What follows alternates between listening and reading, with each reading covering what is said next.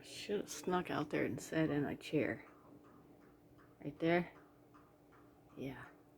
Should have sat out there with my camera because they're everywhere this afternoon.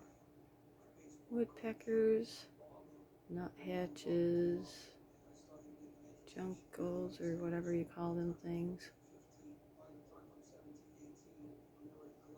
They're everywhere.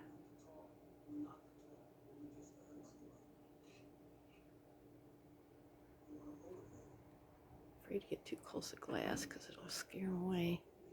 But they're all over. See?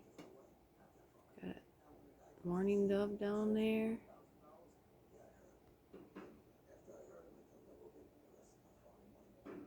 Oh, male cardinal. There's Mr. Cardinal.